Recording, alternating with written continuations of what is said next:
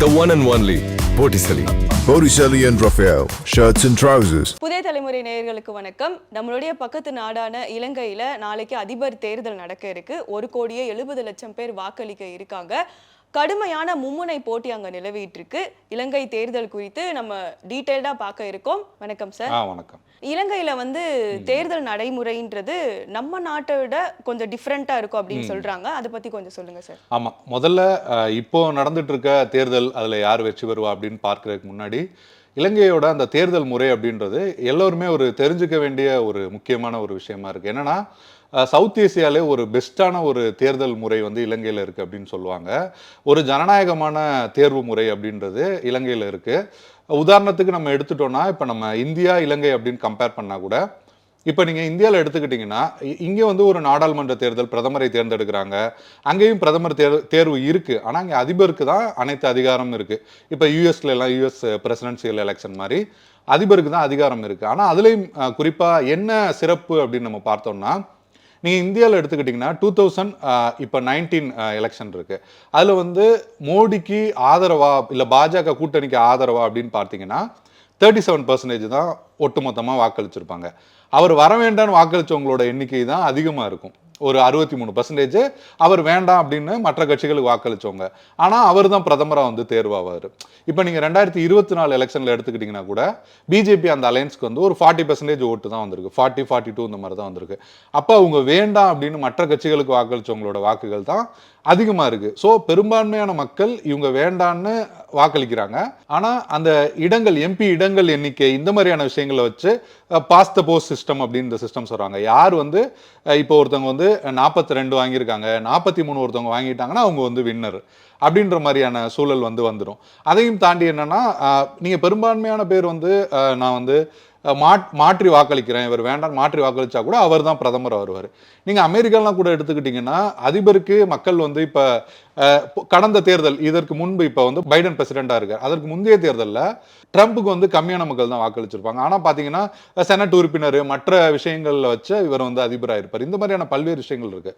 ஆனால் இலங்கையில் நீங்கள் பார்த்தீங்கன்னா யார் அதிபராக வரணும்னாலும் அவங்க 50% தாண்டி இருக்கணும். ஒருத்தர் அதிபராக தேர்ந்தெடுக்கப்படணும் அப்படின்னா 50% தாண்டி இருக்கணும்.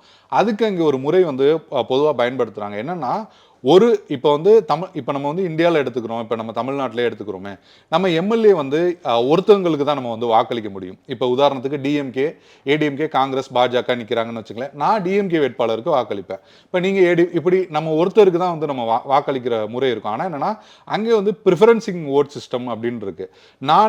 எனக்கு ஃபர்ஸ்ட் நான் இவர் வரட்டும்னு நான் நினைக்கிறேன், ரெண்டாவது நான் என்னோட ப்ரிஃபரன்ஸ் இவருக்கு, மூணாவது நான் என்னோட ப்ரிஃபரன்ஸ் இவருக்கு அப்படின்னு நம்ம வாக்களிக்க முடியும். நம்ம அடுத்தடுத்து நம்ம ப்ரிஃபரன்ஸையும் கூட அந்த நம்ம யாருக்கு நம்ம வரணும்னு நினைக்கிறோமோ அவங்களுக்கு கொடுக்க முடியும். அதுதான் இலங்கையோட சிஸ்டமாக இருக்குது. அப்படின்னும் போது நம்ம பெரும்பான்மையான மக்களோட தேர்வு யாரோ அவங்க தான் அந்த இடத்துக்கே வருவாங்க. அதில் எப்படின்னா இப்போ நீங்கள் சொன்ன மாதிரி அங்கே இதற்கு முன்பு கடுமையான போட்டி இந்த முறை ஏன் நிலவுது அப்படின்னா 1982 இருந்து 2020 கடைசியாக 2019 எலெக்ஷன் நடந்தது. அது வரைக்கும் பார்த்தீங்கன்னா இருமுனை போட்டி தான் இருந்தது. யாரோ ஒரு 2 பேர் நிற்பாங்க. இப்போ உதாரணத்துக்கு டிஎம்கே ஏடிஎம்கே மாதிரி வச்சுப்போமே. இப்போ 2 பேரில் யாராவது ஒருத்தவங்க 50% தாண்டிடுவாங்க. மினிமம் பார்த்தீங்கன்னா 50.29, 50.8, ஜெயவர்தனையில் ஆரம்பித்து கடைசியாக கோத்தபய ராஜபக்சே வரைக்கும் எல்லோருமே பார்த்தீங்கன்னா அந்த 50% தாண்டிடுவாங்க. ஏன்னா இருமுனை போட்டி தான் இருந்தது. இலங்கையில் முதன்முறையாக இந்த தேர்தலில் கடுமையான மும்முனை போட்டி அப்படின்றது நிலவிட்டு இருக்கு. 3 வேட்பாளர்கள் அப்படின்னு கடுமையான மும்முனை போட்டி நிலவுது.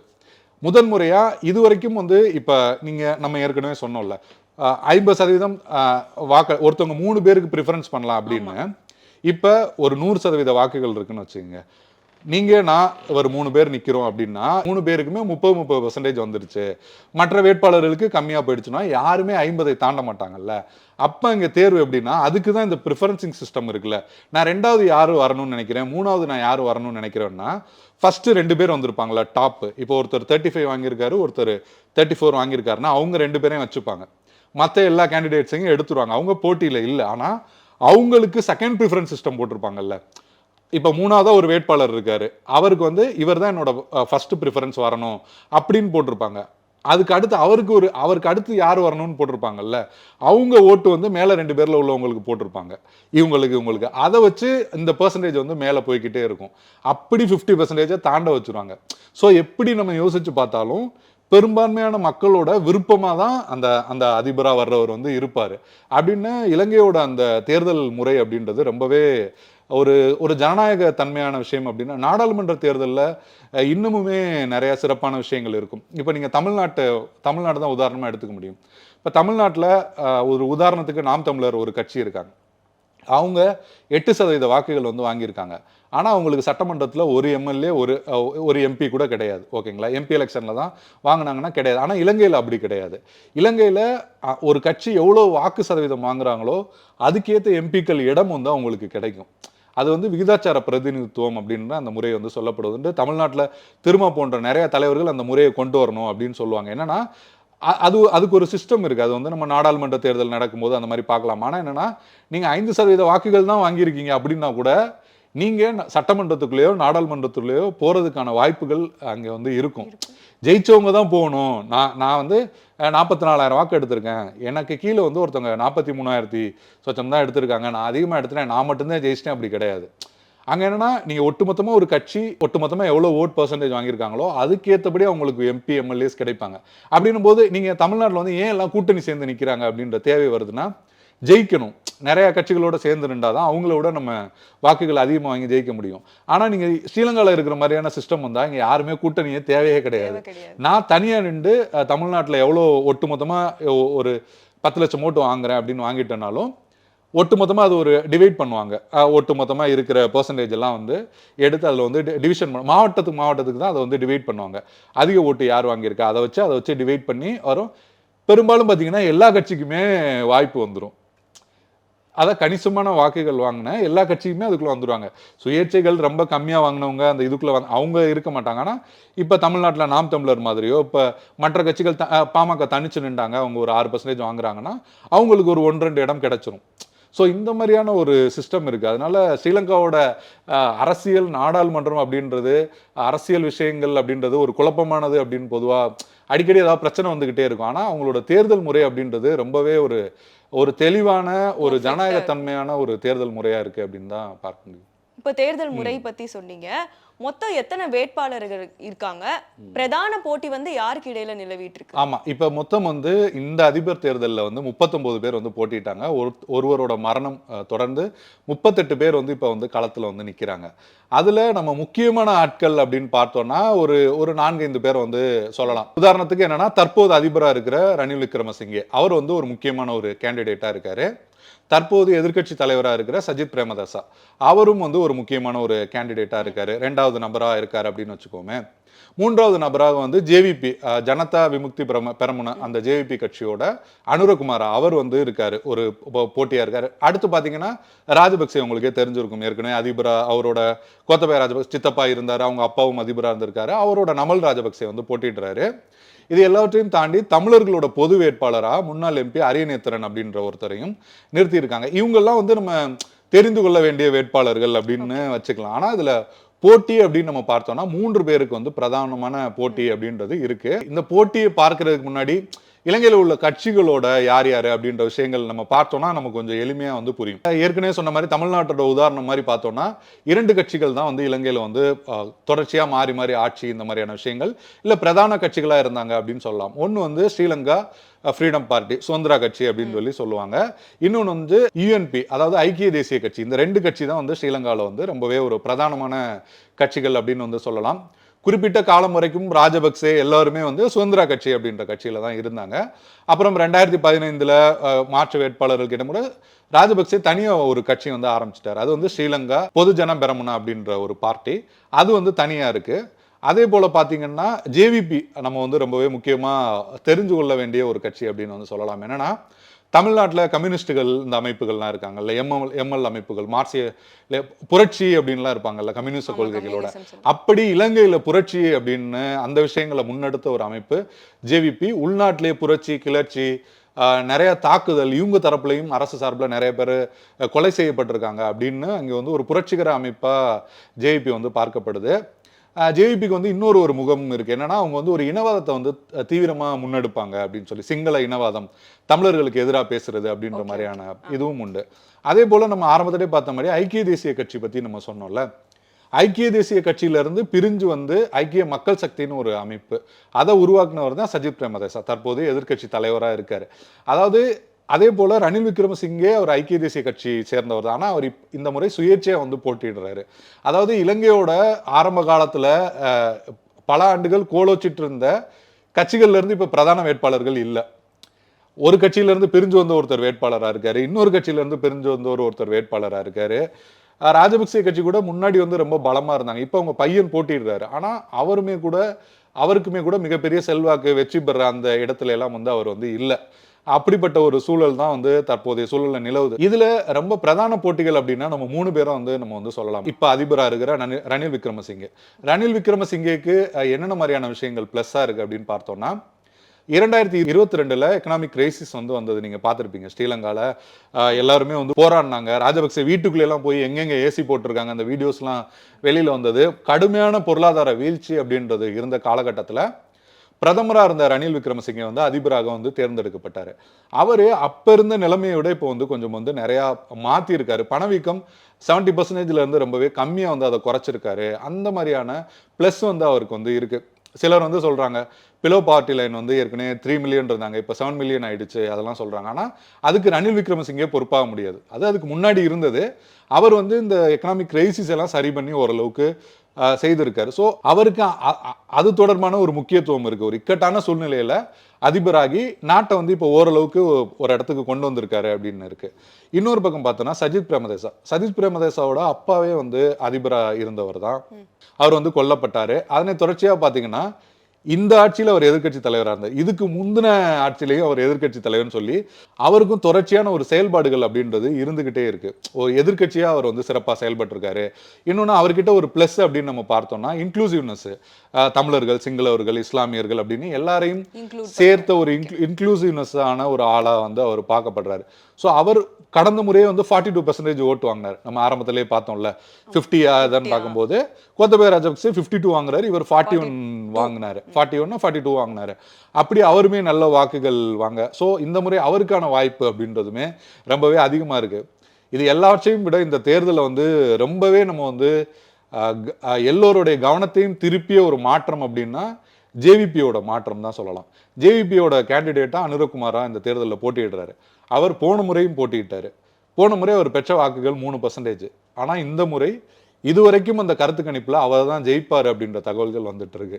என்னன்னா பொருளாதார நெருக்கடிக்கு அப்புறம், பொருளாதார வீழ்ச்சிக்கு அப்புறம் இளைஞர்கள் கிட்ட ஒரு பெரிய மாற்றம் வந்திருக்கு. ஒரு இளைஞர், ஒரு யங்ஸ்டரா ஆக்டிவா இருக்கிறவங்களை ஆதரிக்கணும். ஒரு புரட்சியை நோக்கி, புரட்சி மீன்ஸ் நான் சொல்றது ஒரு ஆயுத புரட்சி அந்த மாதிரி இல்லை, ஒரு மாற்றம்.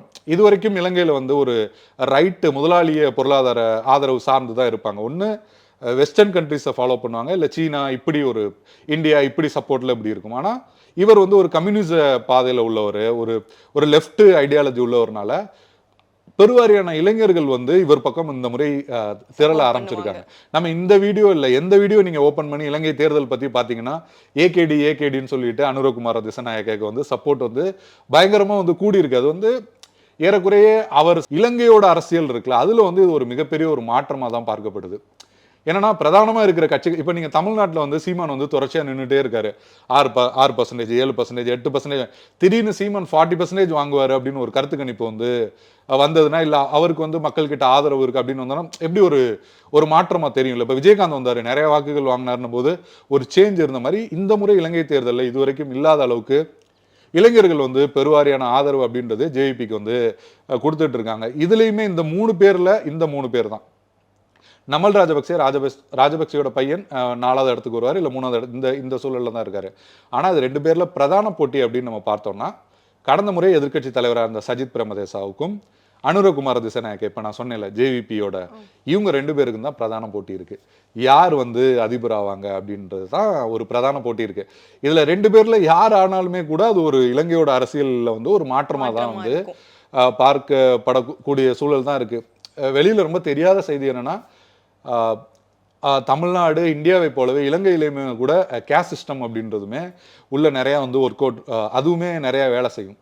நீங்க சிங்கள பௌத்த பேரினவாதம், அவங்க வந்து புத்திசம், அவங்க வந்து ரேசிசம், இந்த மாதிரியான விஷயங்கள் இருந்தாலும் கூட அவங்களுக்குள்ளேயே எந்த கேஸ்ட் வரணும், யார் வந்து முன்னிறுத்தணும் அப்படின்றதுல கூட கேஸ்ட் விஷயங்கள்லாம் உண்டு. அதுல வந்து பிரேமதேசம் வந்து அங்கே ஒடுக்கப்பட்ட அது போன்று பார்க்கப்படுகிற ஒரு சமூகமா இருக்கிறதுனால அதுலயுமே கூட நிறைய சிங்கள தலைவர்கள் கிட்ட சில விஷயங்கள் இருக்கும். அது போன்ற கருத்துக்களையுமே கூட வந்து ஆமா அதுவுமே கூட இருக்கும் அப்படின்ற வகையில. சோ பிரேமதேசம் வந்தா அதுலயுமே பிரேமதேசம் அப்பாவே வந்திருக்காங்க, இருந்தாலுமே கூட இப்போது உள்ள சூழ்நிலையில அந்த மாதிரி வந்தா அதுவுமே கூட ஒரு ஒரு மாற்றமான விஷயமா தான் பார்க்கப்படும். இந்த தேர்தல்ல வந்து எந்த விஷயம் வந்து பிரதானமா இருக்கு சார்? இலங்கையோட தேர்தல் வரலாற்றுல வந்து நீங்க தேர்தலில் ஜெயிக்கணும்னா ரொம்ப ஈஸியான சில மெத்தட்ஸ் தான் இருக்கு. நம்ம நாட்டிலையும் கூட அது வந்து சில நேரத்தில் பயன்படுத்தப்படும். இங்கே மத அடையாளமாக பயன்படுத்தப்படுற மாதிரி அங்கே வந்து இனம் வந்து அடையாளமாக பயன்படுத்தப்படும். நீங்கள் தமிழர்களுக்கு எதிராக தீவிரமாக பேசுனீங்க, இல்லை தமிழர்கள் கேட்குற உரிமையை நாங்கள் வந்து கொடுக்க மாட்டோம் அப்படின்னு நீங்கள் பேசுனீங்கன்னா அங்கே உங்களுக்கு சிங்களர்களோட ஓட்டு வந்து விழுந்துரும்.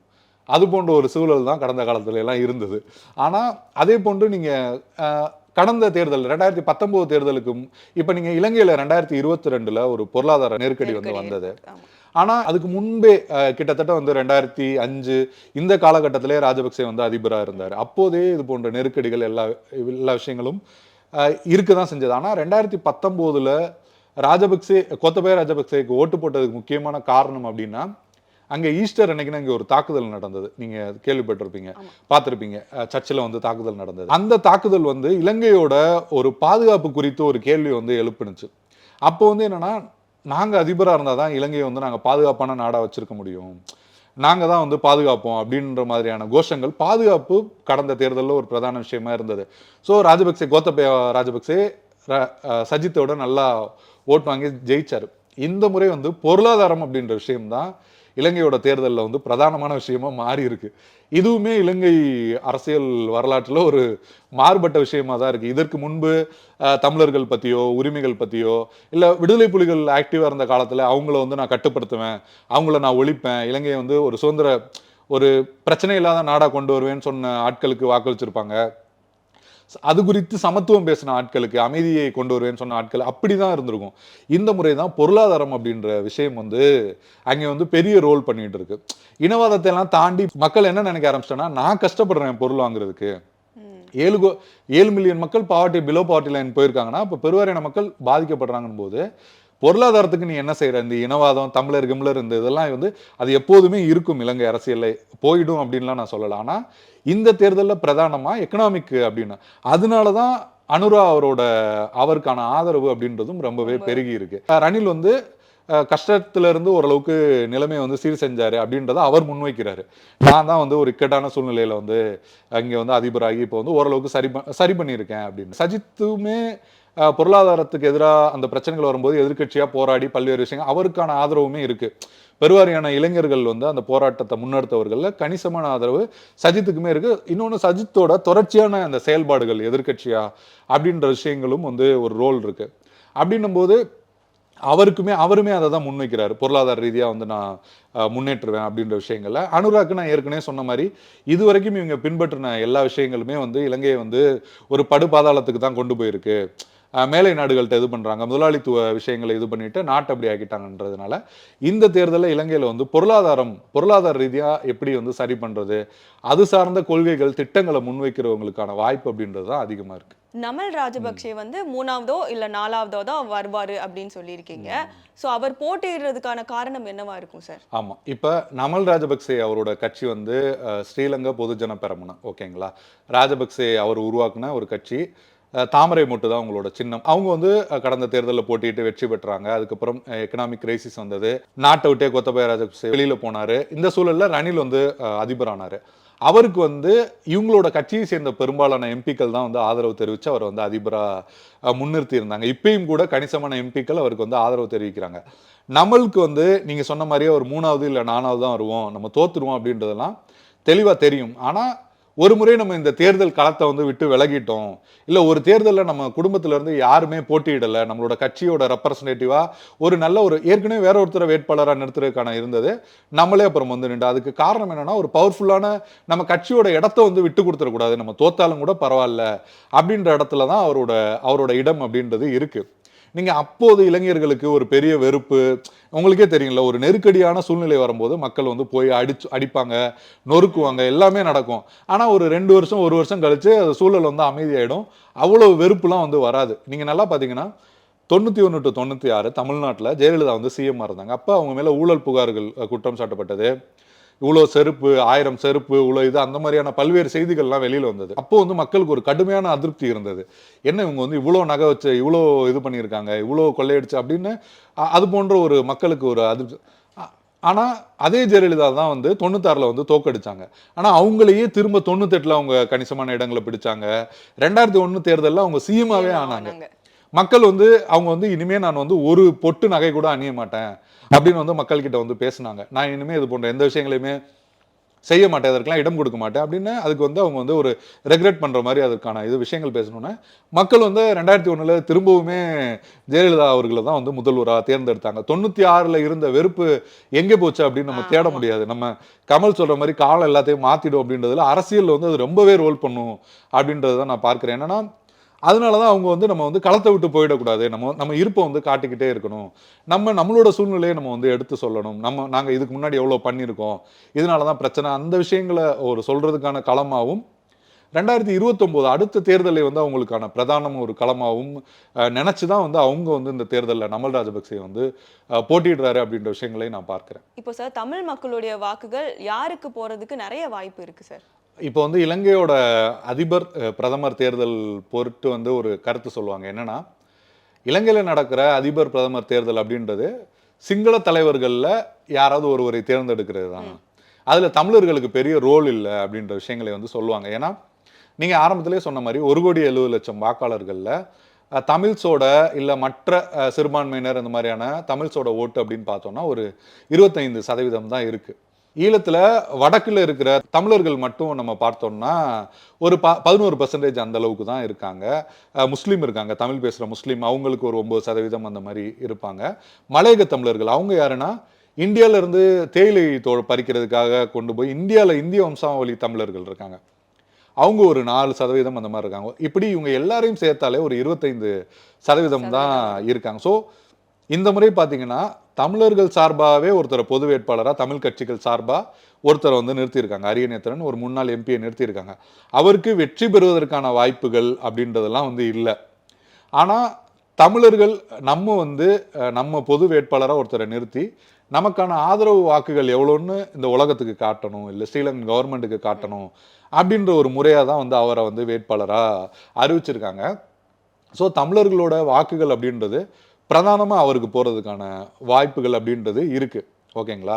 அடுத்தது பார்த்தோம்னா நம்ம ஏற்கனவே சொன்னோம்ல, சஜித் வந்து ஒரு இன்க்ளூசிவ்னஸ் வந்து இருக்கும், அவர் வந்து ஒரு இனவாதத்தை வந்து முன்வைக்க மாட்டார், அவர் வந்து தமிழர்கள், சிங்களர்கள், இஸ்லாமியர்கள் எல்லாரையும் வந்து சேர்த்த ஒரு விஷயங்களை தான் செய்வார். அப்படின்னும் போது தமிழர்கள் பகுதிகளில் இருக்க கட்சிகள் இருக்காங்க. தமிழரசு கட்சி தான் ஒரு பிரதானமான இப்போ இருக்கிறதுல ஒரு முக்கியமான கட்சியா இருக்கு. அந்த கட்சி வந்து சஜித் பிரேமதாசா வந்து ஆதரிக்கிறாங்க. ஸோ அவங்க ஆதரவு தளத்தில் இருக்கிறவங்களோட வாக்குகள் சஜித் பிரேமதாசாவுக்கு போகும். இன்னொன்று நான் ஆரம்பத்திலே ஒரு விஷயம் சொன்னேன்ல, பொருளாதாரம், நெருக்கடி எல்லாத்தையும் தாண்டி மாற்றம் அப்படின்ற ஒரு விஷயம் தான் இங்கே பெரிய. அது போன்ற இளைஞர்கள் இருப்பாங்கல்ல, அவங்க சஜித் தமிழ் பொது வேட்பாளர் அதெல்லாம் விட்டுட்டு நம்ம வந்து அனுரகுமாருக்கு வந்து அவருக்கு வந்து ஒரு இனவாத முகம் இருக்கு. அவர் வந்து ஒரு தீவிரமான சிங்களவாதத்தை அவர் வந்து ஒரு லெஃப்டா பார்க்கப்பட்டாலுமே கூட அவர் தீவிர இனவாதத்தை முன்வைக்கிற ஒரு நபர் தான் அனுரகுமார் வந்து. அப்படிப்பட்ட ஒரு நபர் தான் அவர். ஆனா இப்ப இருக்கிற இளைஞர்களுக்கு பெருவாரியா ஜேவிபியோட வரலாறோ இல்லை அது சார்ந்த விஷயங்களோ தெரியறதுக்கு வாய்ப்பு இல்லாத பட்சத்துல அதுல வந்து மாற்றம் அப்படின்னு சொல்லிட்டு அனுரகுமாரோட ஆதரவாகவும் கணிசமான வாக்குகள் வந்து போறதுக்கான வாய்ப்புகள் இருக்கு. ஆனா என்ன, ஒரு நம்ம ஆரம்பத்திலே சொன்ன விஷயம் என்னன்னா, தமிழர்களுக்கு இலங்கையோட அதிபராகவோ பிரதமராகவோ வருவதற்கான வாய்ப்புகள் அப்படின்றது ரொம்பவே குறைவு, இல்லைன்னு சொல்லலாம். ஆனா தமிழர்களோட வாக்குகளும் கூட இதுவரையிலான தேர்தல் இருக்குல்ல, அதுல வந்து 2 பிரதான போட்டி இருக்கும். யாராவது 50% யாராவது ஒருத்தங்க எடுத்துருவாங்க அப்படின்ற போது கூட, ஏன்னா 80% வாக்குகள் உங்களுக்கு வந்து சிங்கள பகுதிகளில் தான் இருக்கு, 20% தான் தமிழ், மலையகம் இந்த மாதிரி இருக்கு. ஸோ ஈஸியா வந்து தமிழ் மக்களோட வாக்குகளே கிடைக்கலனா கூட நம்ம சாதிச்சிடலாம் அப்படின்ற அளவில் ஆனால் இந்த முறை களம் மாறி இருக்கு. ஏன்னா மும்முனை போட்டியாக இருக்கிறதுனால தமிழ் வாக்குகளும் ரொம்பவே ரோல் பண்ணும் அப்படின்ற விஷயங்கள் தான் இருக்குது. அதில் இவங்களுக்குலாம் போகிறதுக்கு வாய்ப்பு இருக்குது. கணிசமாக ரணிலுக்கு போகிறதுக்கு அது ரொம்ப ஒரு கம்மியான வாக்குகள் ரணிலுக்குமே போகிறதுக்கு வாய்ப்புகள் இருக்குது. அந்த மாதிரி ஒரு எல்லாமே வந்து ஒரு சிதறடிக்கப்பட்ட விஷயமா தான் இருக்குது.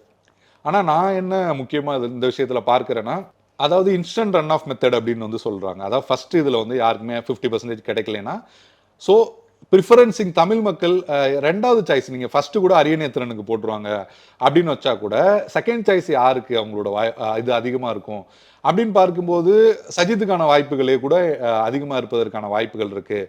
ஒருவேளை இந்த முறை இலங்கை தேர்தல் வந்து ஃபர்ஸ்ட் ரவுண்ட் இல்லாமல் ரெண்டாவது ரவுண்டு, அதாவது ஃபாஸ்ட் ரன் ஆஃப் மெத்தடுக்கு போயிடுச்சு அப்படின்னா தமிழர்களோட வாக்குகள் ரெண்டாவது ப்ரிஃபரன்சிங் யாருக்கு கொடுத்துருக்காங்க அதை பொறுத்து கூட முடிவுகள் வந்து வருவதற்கான வாய்ப்புகள் அப்படின்றது இருக்குது.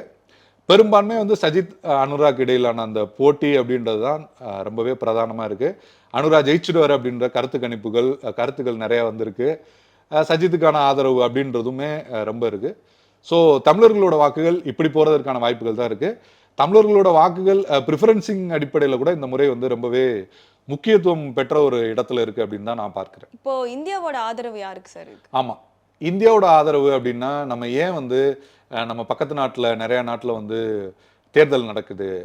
இப்போ வந்து பாகிஸ்தானில் நடக்குது, பங்களாதேஷில் நடந்தது, எல்லா நாட்டிலையும் நடக்கும். ஆனால் இலங்கையில் நடக்கிற அளவுக்கு நம்ம வந்து அதை ரொம்ப தீவிரமாக அதை வந்து நம்ம ஃபாலோ பண்ண மாட்டோம். இந்த வேட்பாளர் யார், தேர்தல் நடந்தது, அதிபராக இவர் செலக்ட் ஆனார், இவர் நின்றா, அப்படி ஒரு நியூஸாக தான் அது போகும். இலங்கை தேர்தல் ஏன் ரொம்பவே முக்கியமாக இருக்குன்னா, அங்கே பெரும்பான்மை அங்கே வந்து தமிழர்கள் அதிகமாக இருக்காங்க, நம்ம நாட்டை சேர்ந்து இல்லை நம்ம மொழி சார்ந்து பேசுகிறவங்க இருக்காங்க அப்படின்றதையும் தாண்டி புவிசார் அடிப்படையில் பார்த்தோம்னா இலங்கை வந்து ஒரு பிரதானமான ஒரு பாதுகாப்பு கேந்திரமிக்க ஒரு இடத்துல வந்து இருக்குது அப்படின்னு வந்து சொல்லுவாங்க. ஏன்னா சீனாவுமா இருக்கட்டும், அமெரிக்கா, இந்தியா அப்படின்னு பல நாடுகளுக்கு இலங்கை வந்து ஒரு முக்கியமான இடத்துல இருக்குது. அதுவும் கடல் அடிப்படையில் வந்து அது ஒரு முக்கியமான இடத்துல இருக்குது. அப்படின்ற வகையில் இலங்கையோட தேர்தல், இலங்கையில் யார் வரான்றதை வச்சு உலக நாட்டில் பல்வேறு விஷயங்கள் வந்து அங்கே மாற்றம் பெறும், அவங்க முடிவுகள் எடுக்கிறதுக்கு இந்த மாதிரியான பல்வேறு ஃபேக்டர்ஸ் வந்து அதில் வந்து இருக்குது. நீங்கள் உதாரணமாக இப்போ 3 வேட்பாளர்கள் நம்ம சொல்கிறோம்ல, பிரதானமான வேட்பாளர்கள் அப்படின்னு, அதில் ரணில் விக்ரமசிங்கே இருக்கார்ல, அவர் படித்தது அதையும் தாண்டி அவர் அடிப்படையிலே வந்து ஒரு மேற்கு நாடுகள் இருக்காங்கல்ல, அவங்களோட கல்ச்சர் சார்ந்து அவங்களோட ஆதரவு அப்படி இருக்கிற ஒரு நபர் தான், வெஸ்ட் இன்ட்ரெஸ்ட் உள்ள ஒரு நபராக தான் வந்து பார்க்கப்படுகிறாரு. சஜித் பார்த்தீங்கன்னா கொஞ்சம் இந்தியா, கொஞ்சம் இப்படி ஒரு மிக்சடான ஒரு ஆளாக தான் பார்க்குறாரு. இப்போ நீங்கள் ராஜபக்சேலாம் எடுத்துக்கிட்டிங்கன்னா அவர் தீவிரமான சீன ஆதரவு அப்படின்னு அப்படி தான் இருப்பார். சீனா நிறைய இன்வெஸ்ட்மெண்ட்ஸை கொண்டு வந்து அவர் ஆட்சியில் தான் உள்ளே வந்து பண்ணாங்க அப்படின்னு. ஏன்னா இந்தியா தமிழர்களுக்கு சப்போர்ட் பண்ணுவாங்க அப்படின்னும் போது நம்ம சீனாவுக்கும் இந்தியாவுக்கும் உள்ள விஷயங்களை வச்சு சீனாவை பிடிச்சிக்கலாம் அப்படின்ற வகையில் இருக்கும். அனுரகுமார் வந்து இயல்பிலே கம்யூனிச கொள்கைகள் அப்படின்றதுனால அவருமே சீனா ஆதரவு அப்படின்றது இருக்கு. ஸோ இந்த இந்தியாவோட ஆதரவு யாருக்கு அப்படின்னா, நீங்கள் இலங்கையில் தமிழர்கள் சார்பில் ஒரு பொது வேட்பாளர் நிறுத்தணும் அப்படின்ற குரலே தமிழ்நாட்டில் இருந்து தான் போச்சு. இங்கே திருநாவுக்கரசு அப்படின்னு ஒரு ஐடியாலஜிஸ்ட் வந்து இருக்காரு, ஈழத்தை பூர்வீகமாக கொண்டவர் தான். அவர் தான் வந்து முதன்முறையாக பொது வேட்பாளரை தான் நிறுத்தணும் அப்படின்னு. ஸோ எல்லாருமே என்ன நினச்சிக்கிட்டாங்கன்னா, அப்போ இந்தியாவோட ஆதரவு இந்த பொது வேட்பாளருக்கு தான் இருக்கு அப்படின்ற ஒரு கருத்து வந்து போச்சு. அனுரகுமாரா தீவிரமாக இந்திய எதிர்ப்பு மனநிலை உடையவர். இந்தியா எந்த நாடுமே இலங்கைக்குள்ளேயே வந்து தலையிடுறீங்க, இது எங்கள் நாட்டு பிரச்சனை, நாங்கள் பார்த்துக்கிறோம் அப்படின்ற ஒரு மனநிலை உடையவர். ஆனால் அவர் சமீபத்தில் இந்தியா வந்திருக்காரு, அவர் வந்து சந்தித்து இந்திய அதிகாரிகள்லாம் பேசியிருக்காங்க. ஏன்னா இந்தியா போன்ற நாடுகள்லாம் வந்து பக்கத்து நாட்டில் யார் வருவா, யார் ஜெயிப்பா, அதெல்லாம் முன்னாடியே யூகிச்சிருவாங்க. ஸோ அவங்களோட ஒரு இணக்கமான போக்குக்கு போயிடுவாங்க அப்படின்ற வகையில் அவங்களுமே கூப்பிட்டு வந்து பேசியிருக்காங்க. இந்தியாவோட பாதுகாப்பு ஆலோசகர் அஜித் தோவல் சமீபத்தில் இலங்கைக்கு போய் எல்லாருமே சந்தித்து பேசியிருக்காரு அப்படின்னு பல்வேறு விஷயங்கள் வந்து இருக்குது வெளிப்படையாக. ஆனால் இந்தியாவோட ஆதரவு நமக்கு அங்கே இருக்கிற பத்திரிகையாளர்களோட ஆர்டிகல்ஸு, அவங்களோட கருத்து, அப்படி இந்த விஷயங்களை வந்து நம்ம பார்த்தோம்னா தமிழ் பொது வேட்பாளருக்கு அவங்களோட ஆதரவு வந்து இல்லை அப்படின்றது தெரியுது. பெரும்பான்மையாக சஜித்துக்கு அவங்க ஆதரவு தெரிவிக்கிறாங்க அப்படின்ற மாதிரியான ஒரு பார்வை தான் வந்து அங்கே வந்து இருக்கிறதா தான் நமக்கு வந்து ஆர்டிகல்ஸ் இந்த மாதிரியான விஷயங்கள்ல வந்து தெரிஞ்சுக்க முடியுது. ஏன்னா ரணில் வந்து எப்போதுமே ஒரு வெஸ்ட் அடையாளம் உடையவர். அதையும் தாண்டி அவர் எல்லா நாட்டோடையுமே வந்து அவர் வந்து ரொம்ப முதிர்ச்சியான ஒரு டேலண்டான ஒரு லீடரும் கூட. அவர் வந்து யாரை எவ்வளோ தூரத்தில் வைக்கணும் உள்ளிட்ட விஷயங்களும் கூட அறிந்த நபராக இருக்கிறதுனால அடுத்தவங்க வந்து அவ்வளோ தலையிட்டு ஒரு விஷயங்களை பண்ணக்கூடிய அளவுக்கு உள்ள ஒரு லீடர் கிடையாதுன்றதுனால சஜித் வந்து நமக்கு இணக்கமாக இருப்பார் அப்படின்றதுனால இந்தியா வந்து சஜித்தை ஆதரிக்கிறாங்க அப்படின்ற தகவல்களும் வந்து இருக்குது. ஆனால் பல்வேறு இந்தியா வந்து பிரைமரியாக அவர் ஆதரிக்கிறாங்க, இவரை தான் முன்னிறுத்துறாங்க அப்படின்ற மாதிரி நம்ம எதுவுமே சொல்ல ரணில இந்தியா விரும்ப மாட்டாங்க அப்படின்றதுக்கு எக்கனாமிக் கிரைசிஸ் 2022 வந்தது. அப்போ வந்து தேர்தல் நடத்த முடியாத சூழல், ஏன்னா பணம் இல்லை, அவ்வளவு நடத்த முடியாதும் போது எம்பிஸ் எல்லோரும் சேர்ந்து அதிபரை வந்து தேர்ந்தெடுத்தாங்க. அப்பயுமே பார்த்தீங்கன்னா அவருக்கு எதிர்த்து டலஸ் ஒருத்தர் நின்றாரு, அழகப்பெருமை, அவருக்கு தான் வந்து இந்தியா வந்து சப்போர்ட் பண்ணாங்க. ஸோ இவங்களோட சப்போர்ட் அனுராக்கு கண்டிப்பாக இந்தியா சப்போர்ட் பண்ண மாட்டாங்க. ஒருவேளை ஏன் சந்திச்சு பேசினாங்க அப்படின்னா, ஒருவேளை அனுரா வந்து அதிபர் ஆகிட்டா பேசி தானே ஆகணும் அப்படின்றதுனால ஒரு இணக்கமாக போனாங்களா என்னன்னு தெரியல. பட் சஜித்துக்கு இந்தியாவோட ஆதரவு சஜித்துக்கு இருப்பதற்கான வாய்ப்புகள் அதிகம் இருக்கு அப்படின்ற செய்திகள் தான் வந்து நிறைய வந்துட்டு இருக்கு. இலங்கை தேர்தல் குறித்து நம்ம டீடைல்டா பார்த்தோம். மற்றும் ஒரு நிகழ்ச்சியில சந்திக்கலாம். அதுவரை நன்றி, வணக்கம். பார்ட்டி வேர்னாலும் ஐ ப்ரிஃபர் போட்டிசலி. எங்க இருந்தாலும் நம்ம ஸ்டாரா தெரியணும் இல்லையா? வெரைட்டியான கலர்ஸ், நியூ டிசைன்ஸ், அதுக்கு மேல star look. The one and only Botticelli.